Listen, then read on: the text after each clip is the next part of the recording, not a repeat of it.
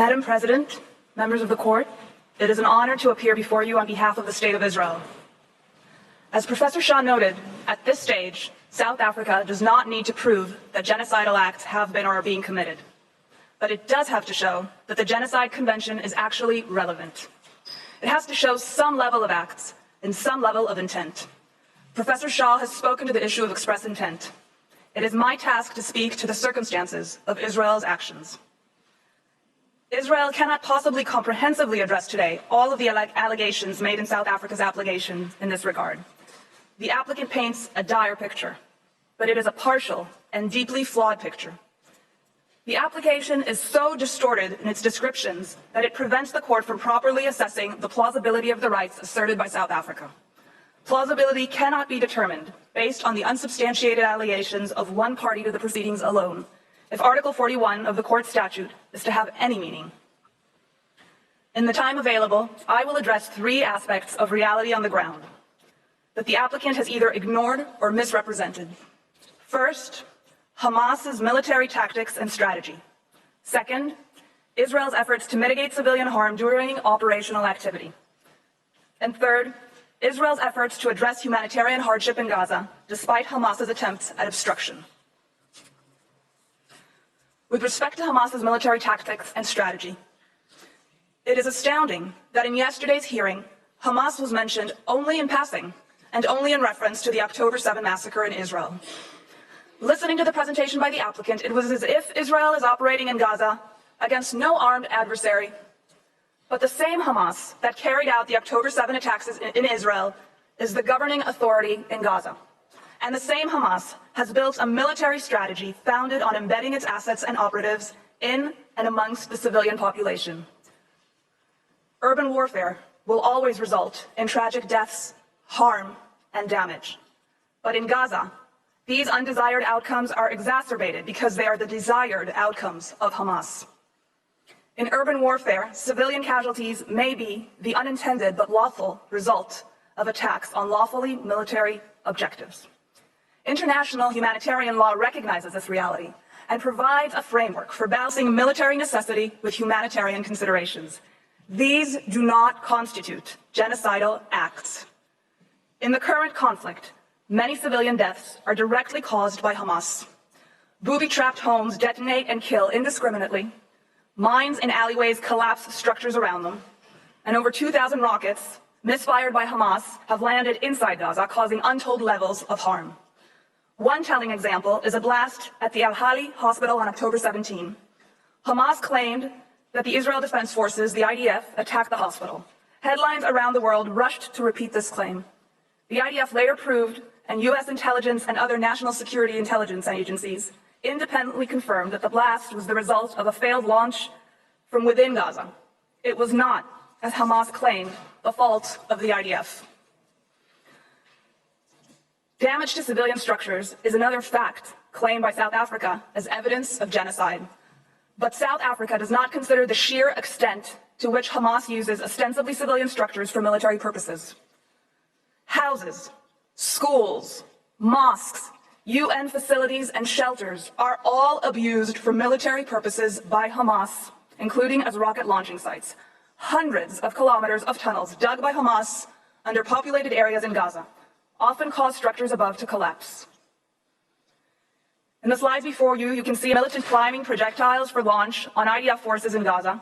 You can see the holes in the residential house to hide and launch them.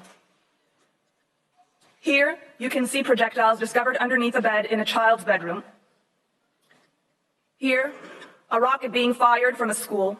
The launch site is circled in red. Here, you can see firing from a UN school. You can see the letters UN on the roof, and the fire is circled in red.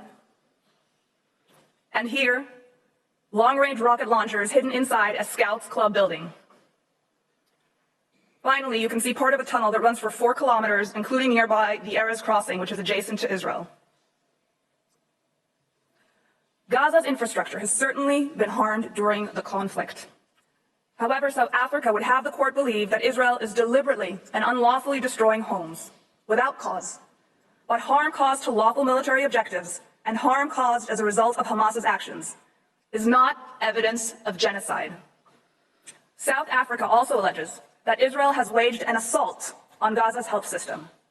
What South Africa has neglected to bring before the court, however, is the overwhelming evidence of Hamas's military use of such hospitals. Hamas militants retreated to Rantisi Hospital in Gaza on October 7th with hostages from Israel, whom they then held in the basement. In the slide before you, you will see a militant going into Quds Hospital with an RPG. Hamas fired at IDF forces from near and from within the Quds Hospital. At Shifa Hospital, Gaza's largest, Hamas managed operations from a closed-off area. Here you can see an opening to the tunnel that ran for hundreds of meters directly under the hospital. Here, you can see the weapons found in different wings of the hospital. And here, CCTV footage showing armed militants bringing hostages into the hospital's lobby. More than 80 militants hiding inside another hospital, the Adwan Hospital, surrendered themselves to the IDF. And here, you can see a weapon that IDF forces discovered hidden inside incubators at the hospital. The director of the hospital has admitted that numerous members of hospital staff belong to Hamas's military wing.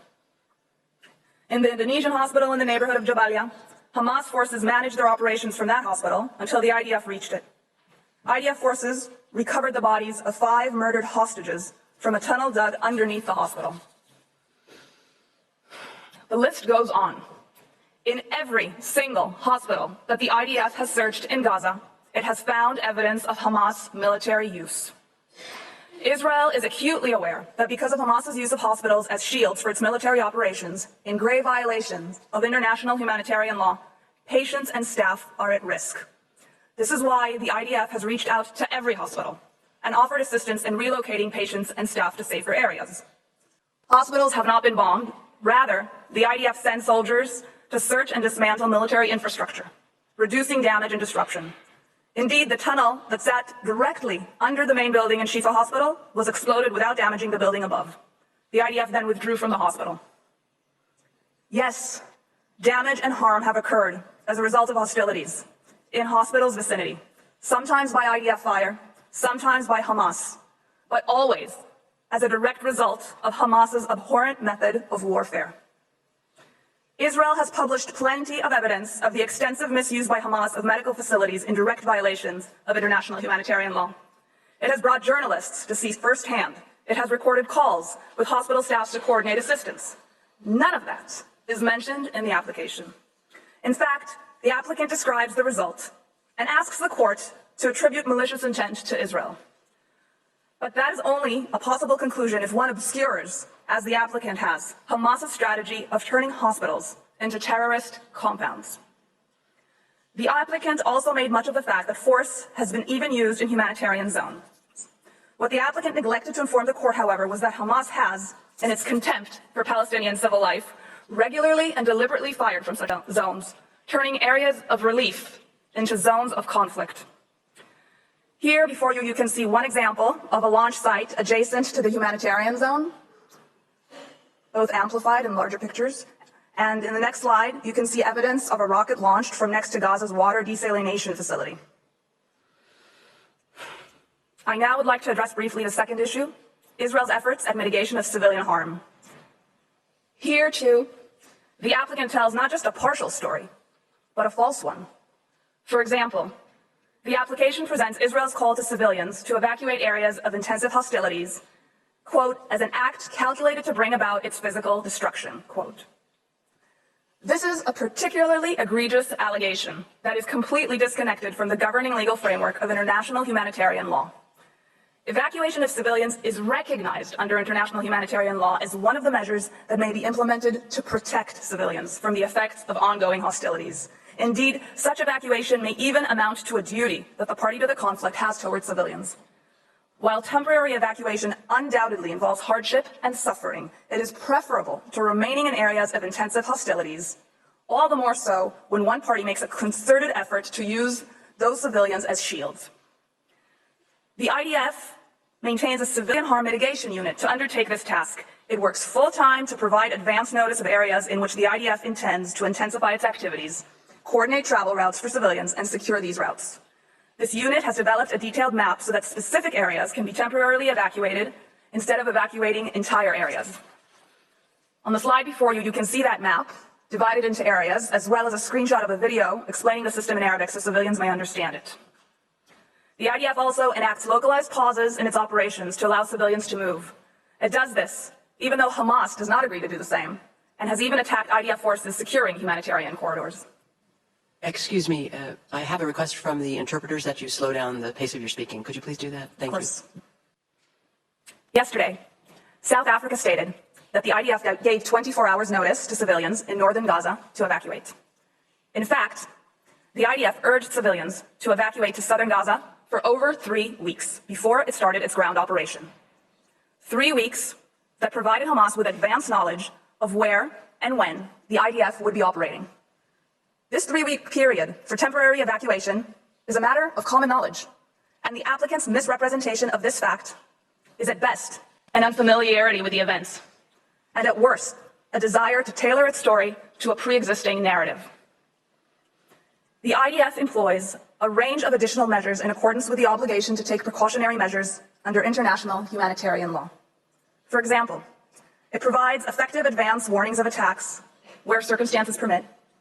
To date, the IDF has dropped millions of leaflets over areas of expected attacks with instructions to evacuate and how to do so, broadcast countless messages over radio and through social media, warning civilians to distance themselves from Hamas operations, and made over 70,000 individual phone calls, including to occupants of the targets, warning them of impending attacks.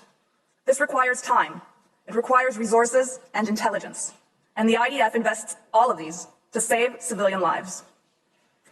Here you can see the IDF's Arabic Twitter account, providing information for civilians to evacuate specific areas, including the location of shelters nearby. Yet the applicant, astonishingly, claims that these efforts are in themselves genocidal. In other words, a measure intended to mitigate harm to the civilian population, sometimes exceeding the requirements of international humanitarian law, is proof, according to the applicant, of Israel's intent to commit genocide, when in fact it proves the exact opposite. My third topic, with respect to the humanitarian situation. Much attention was given by South Africa to this situation. Despite Israel's efforts to mitigate harm, there is no question that many civilians in Gaza are suffering as a result of the war that Hamas began. While Israel is seeking to minimize civilian harm, Hamas is doing everything in its power to use the civilian population and civilian infrastructure for its own protection, thwarting humanitarian efforts aimed at alleviating the distress of the civilian population. Further illustration on Hamas's tactics and Israel's efforts can be found in tabs 4 and 9 of the volume provided to the court. I now turn to describe just some of the humanitarian coordination efforts that Israel has been engaged in, and Mr. Sender will further expand on this. Israel maintains a dedicated military unit called Kogat, responsible for routine coordination with international organizations in Gaza with respect to various humanitarian aspects. It is Kogat that mans and operates the crossings between Israel and Gaza. This includes the Erez crossing, through which prior to October 7, almost 20,000 Gazans passed through into Israel daily for work. South Africa showed a map yesterday, with the Erez crossing marked closed. What it failed to note is that the crossing was attacked on October 7th by Hamas, which murdered and kidnapped Kogat staff and caused significant damage. Here you can see some of that damage. Nevertheless, Kogat works around the clock to fulfill its role. Its large professional staff run numerous initiatives, of which I will only mention a few. First, Kogat manages a mechanism by which it maintains an up-to-date picture of the needs in Gaza. It does this with the UN, other international organizations, and states, whose representatives sit in Kogat's offices. Kogat uses this monitoring to help donor states and organizations prioritize their aid efforts to fit the evolving situation on the ground. Second, Kogat facilitates the entry of aid into Gaza. Israel has publicly stated repeatedly that there is no limit on the amount of food, water, shelter, or medical supplies that can be brought into Gaza. To increase capacity, Kogat has reopened the Kerem Shalom crossing, as acknowledged by the Security Council in Resolution 2720, despite Hamas putting it under fire. Israel has offered to extend operating hours at the crossing if there is a capacity to receive the goods by international organizations on the Gazan side. Third, COGAT works to reinforce and strengthen medical services. COGAT has facilitated the huge logistical challenge of establishing 4 field hospitals in Gaza, and more are being set up, and 2 floating hospitals. It has facilitated the entry of new ambulances into Gaza, and Israel has even coordinated airdrops of aid over Gaza by Jordan, coordinating these flights with the Israel Air Force operating in Gaza. This, of course, is not to say that nothing more can be done, or that there are no challenges to the humanitarian situation in Gaza. Such challenges exist and change according to the evolving circumstances of the conflict. But it is to say that the charge of genocide in the face of these extensive efforts is frankly untenable. It is an inconvenient truth for the applicant's case, but one of the most significant challenges is the fact that Hamas commandeers consignments into Gaza and controls their distribution. Gazan residents have reported that Hamas is regularly stealing aid at the expense of its own population for the benefit of its fighters. This is a tweet stating that fuel and medical equipment was stolen by purported Hamas members from an UNRWA warehouse. UNRWA later deleted the tweet, perhaps under pressure from the authorities. Here you can see Hamas commandeering an aid truck. And here is another example. Because Hamas for years has used aid consignments to smuggle weapons, security checks of all goods going into Gaza are required, as acknowledged by international humanitarian law. Hamas has time and again hoarded fuel, including during the current conflict, which it uses for military purposes to sustain ventilation in its expansive underground tunnel network and for its continued attacks against Israel. Nevertheless, in coordination with the UN, Israel enables fuel to enter Gaza to service essential infrastructure, such as sewage treatment, desalination plants, water pumps and hospitals, and cellular infrastructure for maintaining communication. Israel remains committed to helping international organizations and states involved in the aid effort to overcome these hurdles and consistently increase the amount of aid and services available to the population in Gaza, as will be further described by Mr. Sender. Here, a picture of incubators that the IDF provided to Shifa Hospital. Here, a picture of an ambulance convoy coordinated by COGAT. A picture of consignments. A picture of ambulances, the entry of which was coordinated by COGAT. And finally, more consignments waiting to enter Gaza. Madam President, members of the court, in the time allotted, I have been able to describe only some of Israel's efforts to mitigate civilian harm and to address the humanitarian situation in Gaza. But even this mere fraction is enough to demonstrate how tendentious and partial the applicant's presentations of these facts is, and certainly enough to conclude that the allegation of intent to commit genocide is baseless. If Israel had such intent, would it delay a ground maneuver for weeks, urging civilians to seek safer space, and in doing so, sacrificing operational advantage? Would it invest massive resources to provide civilians details about where to go, when to go, how to leave areas of fighting? Would it maintain a dedicated unit staffed with experts whose sole role is to facilitate aid and who continue to do so despite having their staff killed and kidnapped? When a population is ruled by a terrorist organization that cares more about wiping out its neighbor than about protecting its own civilians, there are acute challenges in protecting the civilian population. Those challenges are exacerbated by the dynamic and evolving nature of intense hostilities in an urban area, where the enemy exploits hospitals, shelters, and critical infrastructure. Would Israel work continuously with international organizations and states, even reaching out to them on its own initiative, to find solutions to these challenges if it were seeking to destroy the population? Israel's efforts to mitigate the ravages of this war on civilians are the very opposite of intent to destroy them. Under these circumstances, far from being the only inference that could reasonably be drawn from Israel's pattern of conduct, intent to commit genocide is not even a plausible inference. Madam President, members of the court, that concludes my statement. I thank you for your kind attention, and I ask that you now invite Mr. Sender to the podium.